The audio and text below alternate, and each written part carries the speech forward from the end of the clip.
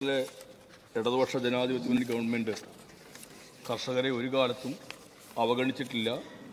കർഷകരെ പരിഗണിക്കുന്ന, കർഷകരെ ചേർത്ത് നിർത്തുന്ന സർക്കാരാണ് കേരളത്തിൽ അധികാരത്തിലിരിക്കുന്നത്. ഇവിടെ അടിയന്തര പ്രമേയത്തിൻ്റെ നോട്ടീസിൽ പറയുന്നത് പോലെ അവഗണന എന്നുള്ളതെല്ലാം അതിന് മുൻപുണ്ടായിരുന്ന കാലഘട്ടത്തിൽ മാത്രമായിരുന്നുവെന്ന് നമുക്കേവർക്കും അറിയാം. ഈ സർക്കാർ കർഷകരുടെ പ്രശ്നങ്ങളിൽ യഥാസമയം ഇടപെടുകയും കർഷക പ്രശ്നങ്ങൾ സമയബന്ധിതമായി പരിഹരിക്കുന്നതിൽ പ്രതിജ്ഞാബദ്ധവുമായ ഒരു സർക്കാരാണ്. വിവിധങ്ങളായ വിളകളുമായി ബന്ധപ്പെട്ട് കർഷകർക്ക് ഉണ്ടാകുന്ന, ആ വിളകൾ കൃഷി ചെയ്യുന്ന കർഷകരുടെ പ്രശ്നങ്ങളിൽ യഥാസമയം ഗവൺമെൻറ് ഇടപെടുന്നുണ്ട്. ആവശ്യമായ ഉത്തരവുകളുടെയും സാമ്പത്തികമായും സാങ്കേതികമായും കർഷകരെ സഹായിക്കുവാനുള്ള നടപടികൾ ഈ ഗവൺമെൻറ് കൈക്കൊള്ളുകയും ചെയ്തിട്ടുണ്ട്. ഉദാരവൽക്കരണ, ആഗോളവൽക്കരണ നയങ്ങളുടെയും രാജ്യം ഏർപ്പെട്ട കരാറുകളുടെയും കൊടും ചൂടിൽ വാടിക്കരിഞ്ഞ കാർഷിക മേഖലയെ പച്ചപ്പുള്ളതാക്കി മാറ്റിയത് കേരളത്തിലെ ഇടതുപക്ഷ ജനാധിപത്യ മുന്നണി ഗവൺമെൻറ്റാണ് എന്ന് നിസ്സംശയം പറയാൻ കഴിയുന്ന കാര്യമാണ്. കാലാവസ്ഥാ വ്യതിയാനവും കേന്ദ്രത്തിൻ്റെ തെറ്റായ കാർഷിക നയങ്ങളും വന്യമൃഗ പ്രശ്നങ്ങളും കേരളത്തിലെ കാർഷിക മേഖലയ്ക്ക് സൃഷ്ടിക്കുന്ന ഭീഷണി തരണം ചെയ്യാൻ 2026 ലക്ഷ്യമാക്കി കൃഷി വകുപ്പിൻ്റെ സമൂലമായ മാറ്റത്തിന് കാരണമാകുന്നതും കാർഷിക മേഖലയെ ഏറ്റവും നന്നായി മുന്നോട്ട് നയിക്കുന്നതിനും കഴിയുന്ന പദ്ധതികളാണ് കൃഷി വകുപ്പ് ആസൂത്രണം ചെയ്ത് നടപ്പായിക്കൊണ്ടിരിക്കുന്നത്. കൃഷിയുടെ ആവശ്യകതയും പ്രാദേശിക സാമ്പത്തിക വികസനത്തിൽ കാർഷിക മേഖലയുടെ പങ്കും മനസ്സിലാക്കി സർക്കാർ നടപ്പാക്കിയ സുഭിക്ഷ കേരളം പദ്ധതിയുടെ തുടർച്ചയായി ഞങ്ങളും കൃഷിയിലേക്കെന്ന പദ്ധതി കാർഷിക മേഖലയുടെ ജനപങ്കാളിത്തം ഉയർത്തുവാനും കാർഷിക മേഖലയിൽ ജനകീയ കൂട്ടായ്മ കൃഷിക്കൂട്ടങ്ങളായി സൃഷ്ടിക്കാനും സാധ്യമായി. ഭക്ഷ്യസുരക്ഷയും സുരക്ഷിത ഭക്ഷണവും കർഷകരുടെ വരുമാന വർധനവും എന്നീ ലക്ഷ്യങ്ങളാണ് ഇതിലൂടെ സർക്കാർ യാഥാർത്ഥ്യമാക്കിക്കൊണ്ടിരിക്കുന്നത്. ഉൽപ്പാദന മേഖലയിൽ വിപണി അധിഷ്ഠിതമായ ഉൽപ്പാദനം സാധ്യമാക്കുന്നതിനും ഉൽപ്പന്നങ്ങൾക്ക് പരമാവധി ലഭ്യമാക്കുവാനും ഈ ഇടപെടലിലൂടെ സാധ്യമായിക്കൊണ്ടിരിക്കുന്നുണ്ട്. കൃഷിക്കൂട്ടങ്ങളെ ഫലപ്രദമായി സംയോജിപ്പിച്ച് 2023-24 10,000 ഹെക്ടർ മൂല്യവർദ്ധിത കൃഷിയും 1000 മൂല്യവർദ്ധിത ഉൽപ്പന്നങ്ങളും എന്ന ലക്ഷ്യം കൈവരിച്ചുകൊണ്ടിരിക്കുകയാണ്. 2026 ആകുമ്പോഴേക്കും 1,00,000 ഹെക്ടറിൽ മൂല്യവർദ്ധിത കൃഷിയും 3,000 കോടിയുടെ വിറ്റുവരവും 3 ലക്ഷം തൊഴിലവസരങ്ങളും സൃഷ്ടിക്കുക എന്ന വ്യക്തമായ കാഴ്ചപ്പാടോടെയാണ് സർക്കാർ പ്രവർത്തിക്കുന്നത്. വിളയധിഷ്ഠിത കൃഷിരീതി പ്രോത്സാഹിപ്പിച്ചും കർഷക ഉൽപ്പാദക സംഘങ്ങൾ, ഫാർമേഴ്സ് പ്രൊഡ്യൂസർ ഓർഗനൈസേഷനുകൾ രൂപീകരിച്ചും ഉൽപ്പാദന വർധനവും വിപണിയിൽ ലക്ഷ്യമിട്ട പ്രവർത്തനങ്ങൾ നടത്തിക്കൊണ്ടിരിക്കുന്നുണ്ട്. കേരള അഗ്രോ ബിസിനസ് കമ്പനി ഈ ദിശയിൽ കാർഷിക മേഖലയെ സഹായിക്കുന്നതിന് ഉപകരിക്കുന്ന തരത്തിൽ, കർഷകരെ ഉപകരിക്കുന്ന തരത്തിൽ യാഥാർത്ഥ്യമായി കഴിഞ്ഞു. കർഷകരെ ഈ മേഖലയിൽ നിലനിർത്താനുള്ള ശ്രമം സാമ്പത്തികമായ പ്രതിസന്ധികൾക്കിടയിലും സർക്കാർ നടത്തിക്കൊണ്ടിരിക്കുന്നുണ്ട്. നെല്ല്, പച്ചത്തേങ്ങ, വിവിധയിനം പച്ചക്കറികൾ, റബ്ബർ എന്നിവയ്ക്ക് സർക്കാർ താങ്ങുവിലയും കുറഞ്ഞ അടിസ്ഥാന വിലയും നിശ്ചയിച്ച് കർഷകരെ സഹായിക്കുന്നു.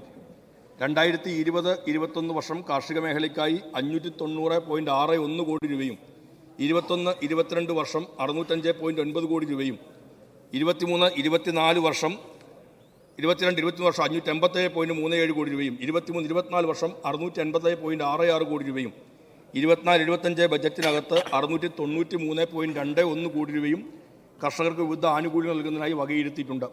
ഈ വർഷങ്ങളിലെല്ലാം കേന്ദ്ര പദ്ധതികൾക്കും ആനുപാതികമായ തുക സംസ്ഥാനം വകയിരുത്തി കേന്ദ്ര പദ്ധതികളോട് ലഭ്യമാകുന്ന ആനുകൂല്യങ്ങളും കർഷകന് ലഭ്യമാക്കിയിട്ടുണ്ട്.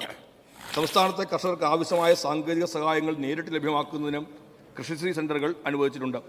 ഇതിനു പുറമെ കാലാവസ്ഥാ വ്യതിയാനം മൂലം കാർഷിക കേരളം നേരിടുന്ന പ്രശ്നങ്ങൾ പരിഹരിക്കുന്നതിനായി അടുത്ത സാമ്പത്തിക വർഷം മുതൽ 5 വർഷത്തേക്ക് കേര പദ്ധതി നടപ്പിലാക്കുന്നുണ്ട് എന്ന പ്രത്യേകതയും ഉണ്ട്. കേരളത്തിലെ കർഷകർക്ക് വേണ്ടി നിരവധിയായ പദ്ധതികൾ നടപ്പിലാക്കുന്നതിന് വിശദാംശങ്ങളിലേക്കെല്ലാം ഞാൻ കടന്നു പോകുന്നില്ല. സിവിൽ സപ്ലൈസ് കോർപ്പറേഷൻ നേതൃത്വത്തിൽ നടന്നുവരുന്ന നെല്ല് സംഭരണം കാര്യക്ഷമമാക്കുവാൻ സർക്കാർ നടപടികൾ കൈക്കൊണ്ടിരുന്നു. ഈ സീസണിൽ ഇതുവരെ ഒന്നാം വിളയിൽ 55,793 കർഷകരിൽ നിന്നായി 1.358 ലക്ഷം മെട്രിക് ടണ്ണും രണ്ടാം വിളയിൽ 429 കർഷകരിൽ നിന്നായി 3,950 മെട്രിക് ടൺ നെല്ലും സംഭരിച്ചിട്ടുണ്ട്. സംഭരണ വിലയായി 294.48 കോടി രൂപ വിതരണം ചെയ്തു. 2017-18 മുതൽ 22-23 വരെ 614.98 കോടി രൂപ കേന്ദ്ര സർക്കാർ തടഞ്ഞു വെച്ചിട്ടുണ്ട്. അതിൻ്റെ എമൗണ്ട് ഇപ്പോൾ പുതിയ കണക്കുകൾക്കനുസരിച്ച് വീണ്ടും വലിയ കൂടുതലാണ് എന്ന കാര്യം കൂടി അറിയിക്കുന്നു. നെല്ല് സംഭരണം കാര്യക്ഷമമാക്കുന്നതിനും കർഷകർക്ക് യഥാസമയം നെല്ലിൻ്റെ വില ലഭ്യമാക്കുന്ന നടപടികൾ ത്വരിതപ്പെടുത്താനൊരു ക്യാബിനറ്റ് സബ് കമ്മിറ്റിയും വിദഗ്ധ കമ്മിറ്റിയും സർക്കാർ രൂപീകരിച്ചിട്ടുണ്ട്. വിദഗ്ധ സമിതി സമർപ്പിച്ച റിപ്പോർട്ട് സർക്കാർ പരിശോധിച്ച് വരികയാണ്. കേര കർഷകരുടെ കാര്യമെടുക്കുകയാണെങ്കിൽ വർഷങ്ങളായി സംഭരണത്തിന് ഒരു തെങ്ങിൻ്റെ വാർഷിക ഉൽപ്പാദനം തെങ്ങൊന്നിന് 50 നാളികേരമായി നിശ്ചയിച്ചിരുന്നത് 70 ആക്കി ഉയർത്തുകയും വർഷത്തിൽ 6 തവണയായി നടത്തിയ പച്ചത്തേങ്ങ കർഷകർ ആവശ്യപ്പെടുന്ന വർഷം 5 തവണയായി സംഭരിക്കുന്നതിനും 70 നാളികേരം എന്നത് ഓരോ വിളവെടുപ്പിനും എത്ര എണ്ണം എന്ന് തീരുമാനിക്കാൻ കൃഷി ഡയറക്ടർക്ക് അനുമതി കൊടുക്കുകയും ചെയ്തു. ദീർഘകാലമായി കർഷകർ ഉന്നയിച്ചുകൊണ്ടിരുന്ന പ്രശ്നത്തിന് പരിഹാരമായത് ഈ ഗവൺമെൻറ് അധികാരത്തിൽ വന്നതിന് ശേഷമാണ്. സർ, 23-24 ബജറ്റിൽ 2 രൂപ നാളികേരത്തിൻ്റെ സംഭരണ വിലയിൽ വർദ്ധിപ്പിച്ച് ഇപ്പോൾ 34 രൂപയാക്കിയിട്ടുണ്ട്.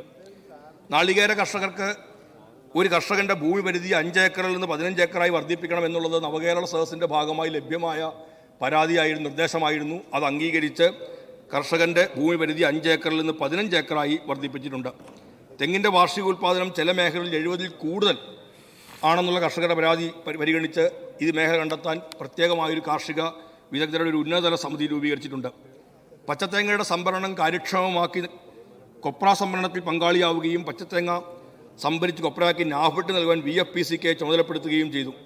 സാർ, നമുക്കിവിടെ കേരളത്തിൽ കേരഫെഡിനെ സംഭരണത്തിൻ്റെ ചുമതലയിൽ നിന്ന് ഒഴിവാക്കുന്ന കേന്ദ്രത്തിൻ്റെ നടപടികൾ ഉണ്ടായപ്പോൾ അതിൽ യാതൊരു പ്രയാസവും ഉണ്ടാവാൻ പാടില്ല എന്ന തരത്തിലാണ് VFPCക്കെയും നാളികേര വികസന കോർപ്പറേഷനെയും എല്ലാം ഈ ചുമതലയെ കൊണ്ടുവന്നത്. ഈ സർക്കാരിൻ്റെ കാലത്ത് നാളികേര ഉൽപ്പാദനത്തിനായി 232 കേരഗ്രാമങ്ങൾ സംസ്ഥാനത്ത് നടപ്പാക്കി. കഴിഞ്ഞ സർക്കാരിൻ്റെ കാലത്ത് 251 കേരഗ്രാമങ്ങൾക്ക് പുറമെയാണിത്. ഞാൻ ഓരോ മേഖലയെക്കുറിച്ചും പ്രത്യേകം പറയാം. റബ്ബറിനെക്കുറിച്ച് കഴിഞ്ഞ ദിവസം അടിയന്തര പ്രമേയത്തിൻ്റെ ഭാഗമായിട്ടും അല്ലാതെയും ഈ സഭയിൽ ചർച്ച ചെയ്തിരുന്നു എന്നുള്ളതുകൊണ്ട് അതിൻ്റെ വിശദാംശങ്ങളിലേക്ക് കടക്കുന്നില്ല. നമുക്ക് പച്ചക്കറി ഉൽപ്പാദനത്തിലടക്കം നമുക്ക് നല്ല വർധന ഉണ്ടാക്കാൻ കഴിഞ്ഞു. 2016 ഉണ്ടായിരുന്ന 6% നിന്ന് ഏതാണ്ട് 6 ലക്ഷം ടണ്ണിൽ നിന്ന് 17 ലക്ഷം ടണ്ണിലേക്ക് ഇപ്പോൾ എത്താൻ കഴിഞ്ഞത് നല്ല ഇടപെടലിൻ്റെയും കാർഷിക മേഖലയിലേക്ക് ഗവൺമെൻറ് നൽകുന്ന പിന്തുണയുടെയും പിൻബലത്തിൻ്റെയും ഭാഗമായിട്ടാണ്. അതോടൊപ്പം തന്നെ കേരളത്തിൻ്റെ കാർഷിക മേഖലയെ ഉയർത്തുന്നതിനും വരുമാനം വർദ്ധിപ്പിക്കുന്നതിനുമുള്ള ശ്രമത്തിൻ്റെ ഭാഗമായി 2026 ഉയർത്തുന്നതിൻ്റെ ഭാഗമായിട്ടുള്ള നിരവധി പദ്ധതികൾ, ബജറ്റിന് അപ്പുറത്തേക്കും പദ്ധതികൾ ആവിഷ്കരിച്ച് നടപ്പിലാക്കുന്നുള്ള കേര പദ്ധതികളെല്ലാം നടപ്പിലാക്കും. സാർ, നമ്മുടെ മുമ്പിൽ ഏറ്റവും വലിയ പ്രതിസന്ധി ഞാൻ തുടക്കത്തിൽ പറഞ്ഞതുപോലെ നമ്മുടെ രാജ്യത്ത് നടപ്പിലാക്കിയ നയങ്ങളും മറ്റുമാണ്. ആ നയങ്ങളുടെ ഭാഗമായി കർഷകർക്ക് മിനിമം സപ്പോർട്ട് പ്രൈസ് എന്നൊരാവശ്യം ഉന്നയിച്ചുകൊണ്ട് രാജ്യ തലസ്ഥാനത്തൊരു വലിയ സമരം നടക്കുന്ന പശ്ചാത്തലത്തിലാണ് ഈ അടിയന്തര പ്രമേയത്തിന് നോട്ടീസ് നൽകുമ്പോൾ അതിനെക്കുറിച്ചുകൂടി ഒരു വരി അതിൽ പറയും എന്ന് പ്രതീക്ഷിച്ചിരുന്നതാണ്. ഉണ്ടാകാതെ പോയ ദൗർഭാഗ്യമെന്നേ പറയേണ്ടതുള്ളൂ. നമ്മളെല്ലാവരും കൂടി ചേർന്ന് നിന്ന് ആവശ്യപ്പെടേണ്ട കാര്യം അതായിരുന്നു. MSP ലീഗലൈസ് ചെയ്യണമെന്ന അഭിപ്രായത്തിൽ ഞങ്ങൾ ഉറച്ചു നിൽക്കുന്നുണ്ട്. അതിനേറ്റവും കൂടുതൽ സഹായം വേണ്ടത് കേന്ദ്രത്തിൻ്റെ തന്നെയാണ്. കേന്ദ്രം ആവിഷ്കരിച്ച, കേന്ദ്രം ഏർപ്പെട്ട കരാറുകളുടെ ഭാഗമായിട്ടാണ് കേരളത്തിൻ്റെ കാർഷിക മേഖല തകരുന്നത് എന്ന കാര്യത്തിൽ സർ ആർക്കാണ് സംശയമുള്ളത്?